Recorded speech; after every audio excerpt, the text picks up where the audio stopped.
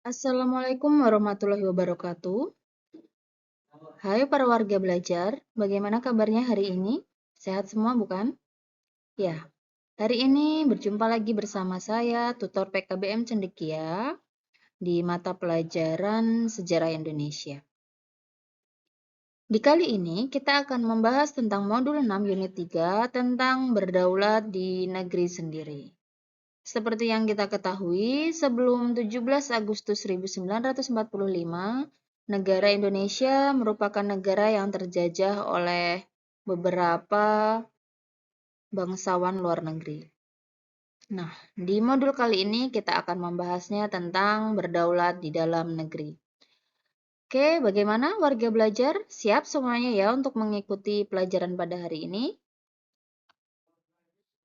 Menjadi berdaulat pada konteks saat ini tidak selalu berkaitan dengan perlawanan fisik.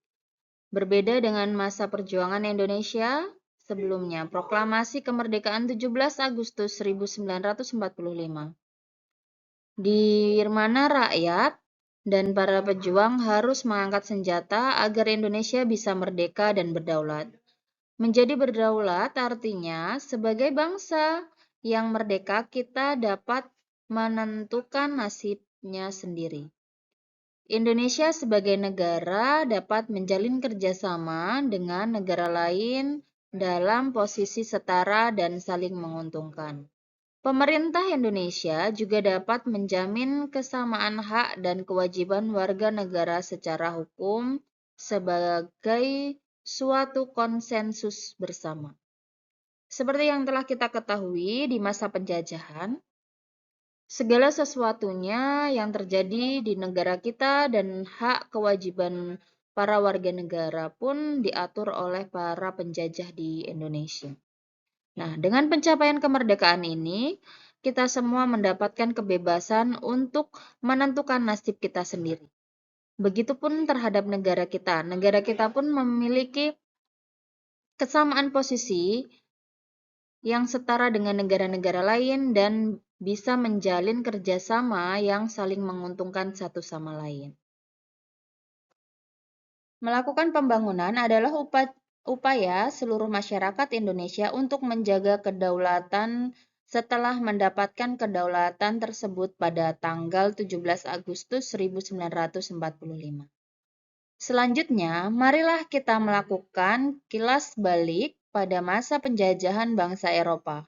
Bagaimana pejuang-pejuang di tanah air berupaya untuk merebut kembali kedaulatan yang telah dirampas oleh bangsa Eropa. Kita dapat membaginya dalam dua kategori, yaitu perlawanan fisik dan perlawanan non-fisik. Nah, pada saat itu menjajah Indonesia ada dalam dua kategori, yaitu penjajahan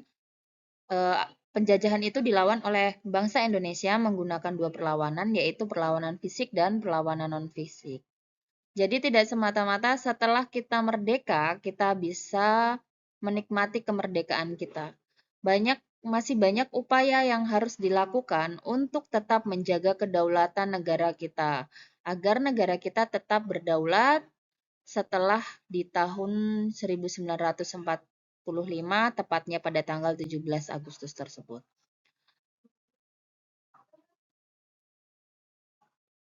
Nah, di sini kita akan membahas tentang perlawanan fisik melawan penjajah Eropa. Jadi perlawanan yang dilakukan oleh warga negara Indonesia tidak hanya perlawanan fisik, tetapi juga ada perlawanan non-fisik. Dan kali ini kita akan membahas tentang perlawanan fisik melawan penjajah Eropa. Perlawanan terhadap penjajah, terutama kolonial Belanda, maka pada penjelasan berikut akan menampilkan kisah perlawanan yang dilakukan bangsa Indonesia pada abad ke-19 yang berkobar di beberapa daerah dan memiliki andil besar dalam perjuangan untuk mencapai kemerdekaan Indonesia. Jadi, perlawanan fisik itu tidak hanya dilakukan di satu daerah saja. Jadi, perlawanan fisik itu dilakukan oleh bangsa Indonesia di berbagai daerah untuk mencapai kedaulatan tersebut. Bangsa Indonesia dengan kompaknya melakukan perlawanan fisik untuk melawan para penjajah kolonial Belanda untuk mendapatkan kedaulatannya agar mereka mendapatkan kehidupan yang makmur dengan kemerdekaan yang sesungguhnya. Nah, perlawanan fisik tersebut dilakukan oleh beberapa daerah. Yang pertama yang akan kita bahas yaitu perlawanan fisik yang terjadi di Sulawesi Utara. Perlawanan fisik tersebut disebut dengan Perang Minahasa, terjadi dalam dua periode. Perang Minahasa I terjadi pada tahun 1661 hingga 1664 melawan VOC yang mereka sebut sebagai company. Perang ini terjadi karena company meminta Minahasa untuk membuka daerah untuk kepentingan company. Dan yang kedua, yaitu Perang Minahasa II, terjadi pada tahun 1808 dan 1809. Perang ini dipicu oleh adanya ketidakpuasan rakyat Minahasa terhadap Cheryl Christoph Prediger Jr. sebagai pejabat VOC di Minahasa. Diangkat pada tahun 1802 yang kejam dan semena-mena. Dalam kondisi dua periode tersebut, rakyat Sulawesi Utara atau Minahasa mencoba melakukan perlawanan terhadap kolonial Belanda agar mereka tidak dijajah dan diperlakukan dengan semena-mena oleh para kolonial Belanda. Nah, perlawanan fisik ini merupakan bentuk protes mereka terhadap kolonial Belanda atau yang disebut dengan VOC pada zaman dulu atau company. Karena mereka merasa para pejabat VOC itu memperlakukan mereka secara kejam dan semena-mena. Nah, mereka pun dengan kompaknya melakukan perlawanan di dua periode, yaitu pada Perang Minahasa I dan Perang Minahasa II. Selanjutnya, Maluku Tengah. Sejak abad ke-17, VOC menguasai Maluku, timbul pemukiman-pemukiman yang bernama negeri. Di daerah pantai Kepulauan Maluku Tengah, masyarakat negeri ini mendapatkan hak pengelolaan tanah atau dati untuk perkebunan cengkih, melainkan tanah pusaka keluarga. Hasil cengkih dijual kepada VOC dengan harga tertentu, sedangkan hasil tanah pusaka merupakan bahan makanan digunakan oleh keluarga yang mengerjakannya. VOC juga mengembangkan sistem pemerintahan desa atau negeri dan pendidikan desa. Perkebunan cengkih, pemerintah desa, dan pendidikan desa menjadi pengikat kehidupan masyarakat Ambon. Kondisi tersebut membuat masyarakat Ambon mencoba melakukan perlawanan terhadap VOC karena masyarakat Ambon merasa hal tersebut tidak adil diperlakukan kepada mereka. Selanjutnya Sumatera Barat, perlawanan Padri. Perlawanan Padri Belanda dipimpin oleh Tuanku Imam Bonjol, maka perang ini disebut sebagai Perang Padri.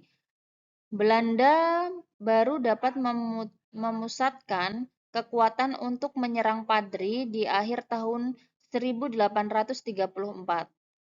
Kaum Padri melakukan perjanjian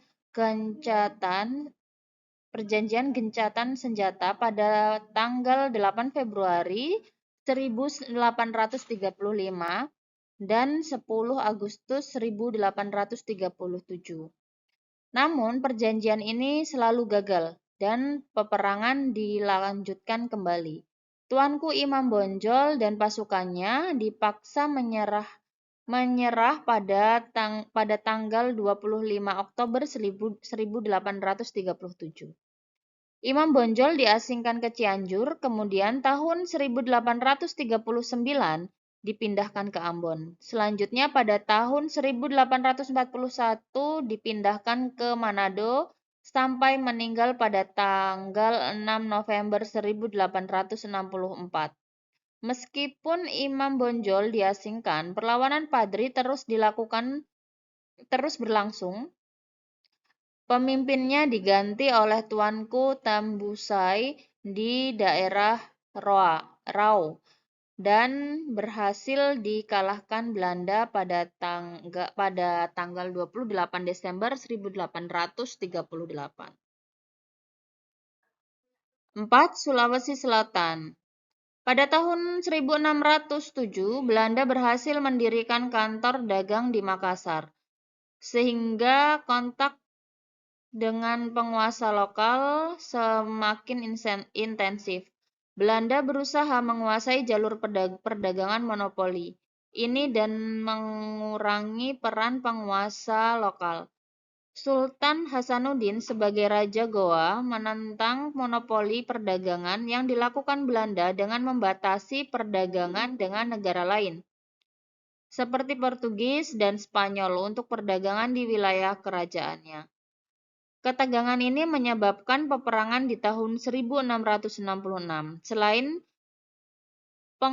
menghadapi Belanda, Goa juga menghadapi masalah dengan penguasa Bone, Arung Palaka, yang ingin melepaskan diri dari Goa. Upaya Arung Palaka untuk melepaskan diri dari Goa tidak berhasil, sehingga Arung Palaka meninggalkan Bone dan berlindung di Buton untuk selanjutnya menyingkir ke Batavia.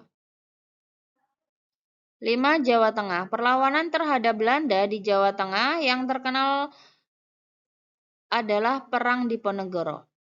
Perang Diponegoro terhadap Belanda dilakukan pada tahun 1825 hingga 1830.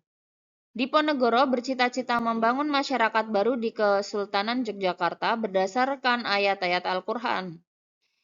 Ini sebagai bentuk kekhawatirannya terhadap pengaruh budaya Barat dan ketimpangan sosial ekonomi. Ketidakadilan konflik antara bangsawan di Kesultanan Yogyakarta. Ia merasa malu terhadap suksesi yang dilakukan ayahnya, Sultan Hamengkubuwono III, terhadap kakeknya. Sultan Hamengkubuwono II pada tahun 1810, pengangkatan ayahnya sebagai sultan dibayar mahal dengan menyerahkan wilayah kerajaan yang subur dan strategis, yaitu Kedu, Jipang, dan Karangbolong terhadap Inggris. 6. Bali.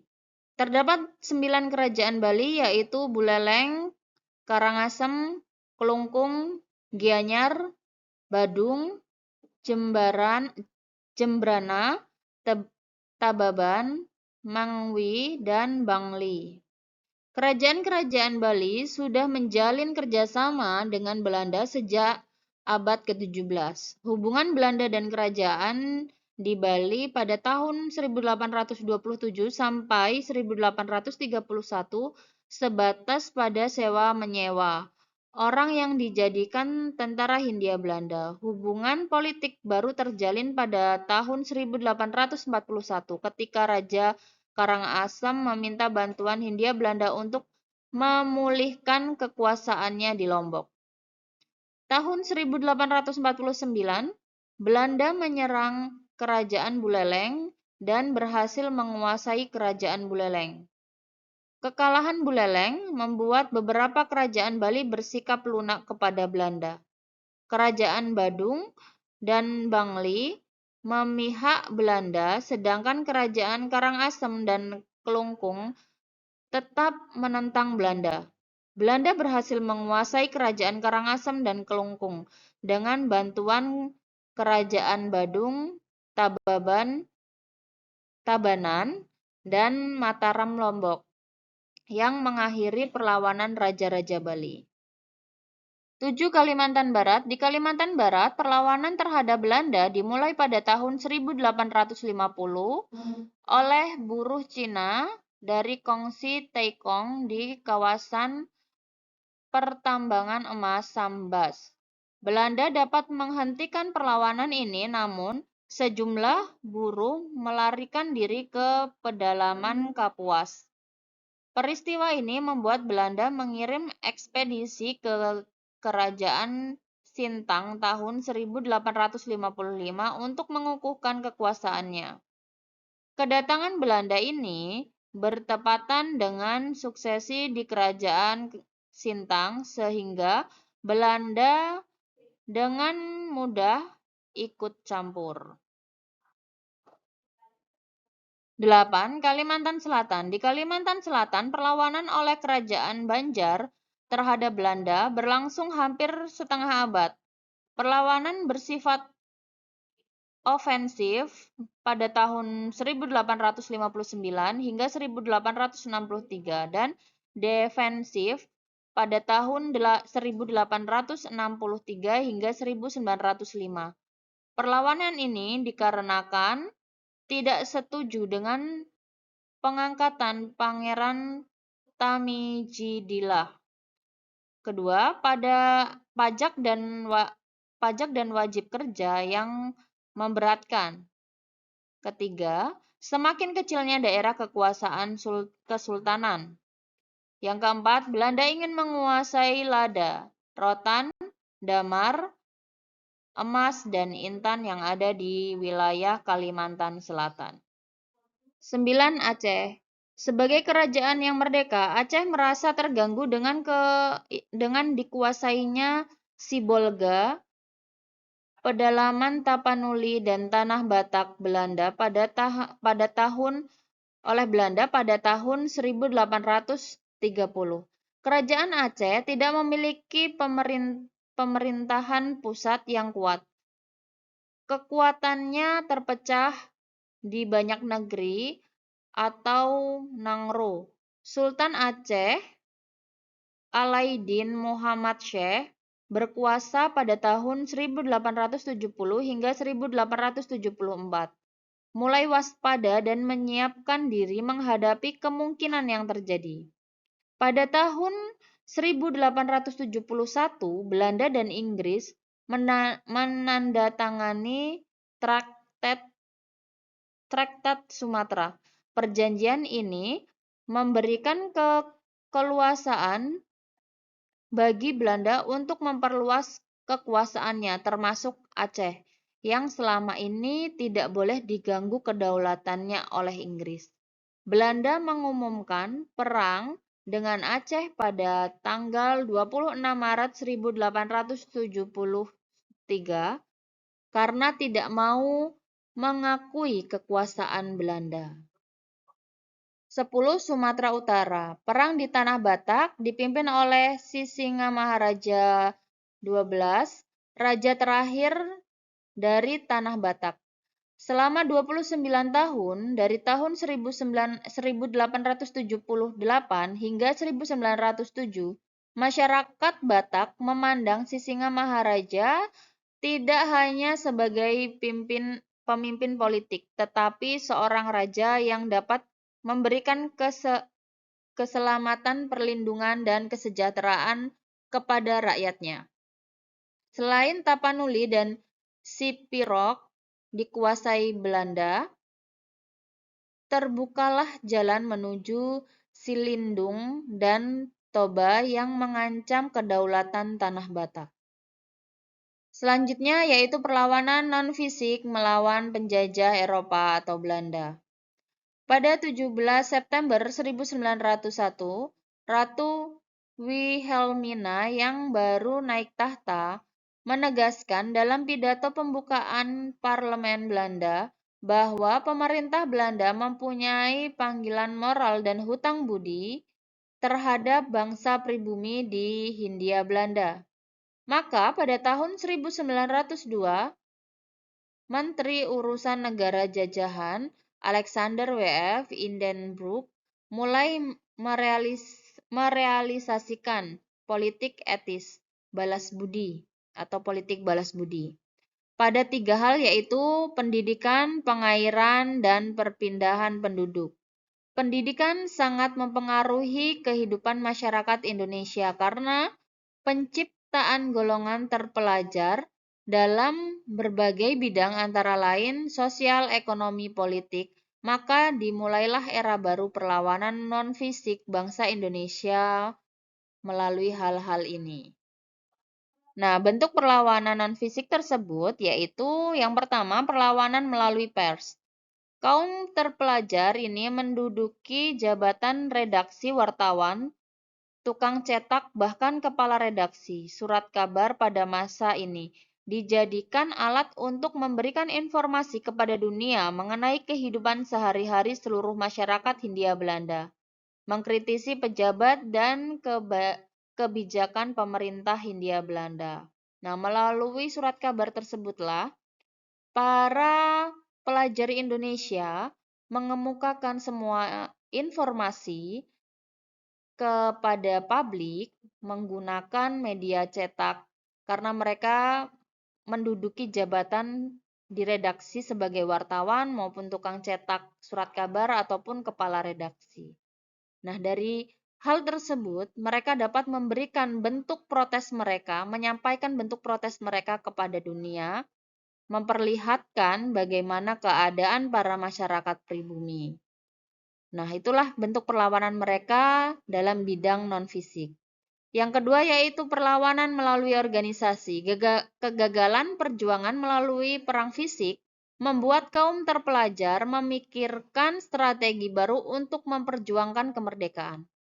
Kaum terpelajar ini mulai menggagas kesadaran kebangsaan, persatuan dan kesatuan dan cita-cita tentang kemerdekaan. Mereka diadakan Kongres Pemuda kedua pada tanggal 28 Oktober 1928 yang untuk pertama kalinya diperdengarkan lagu Indonesia Raya dan seluruh peserta mengikrarkan Sumpah Pemuda pada saat itu. Nah, dari materi yang telah Ibu sampaikan mengenai perlawanan fisik dan perlawanan non-fisik yang dilakukan oleh para bangsa Indonesia di masa penjajahan melawan bangsa Eropa, kali ini saya mempunyai tugas untuk para warga belajar yang dapat kalian kerjakan di buku tugas kalian. Nah, tugas yang pertama yaitu apakah yang menjadi masalah umum setiap daerah melakukan perlawanan. Jadi, apa yang menjadi dasaran para masyarakat yang ada di daerah tersebut melakukan perlawanan terhadap bangsa Eropa. Dan yang kedua, daerah mana yang melakukan perlawanan paling lama? Mengapa demikian? Jadi dari beberapa daerah yang melakukan perlawanan fisik dan non-fisik tersebut, manakah daerah yang melakukan perlawanan terlama? Dan mengapa mereka melakukan perlawanan tersebut? Oke, demikian pembelajaran pada hari ini. Materi sudah saya sampaikan dan tugas juga sudah saya sampaikan. Terima kasih banyak atas perhatiannya. Saya rasa cukup untuk pertemuan hari ini. Saya akhiri. Wassalamualaikum warahmatullahi wabarakatuh.